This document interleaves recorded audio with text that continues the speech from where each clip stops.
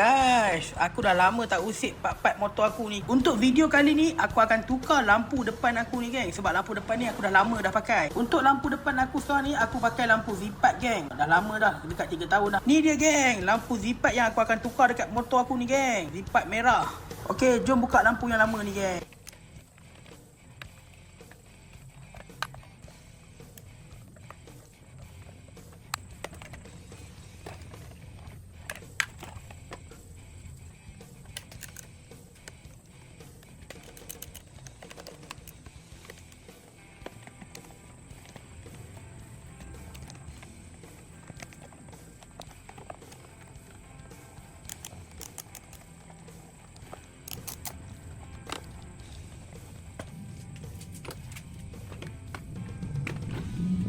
Settle pun, geng. Proses buka kepala Y15 ni. Sambung di part tu.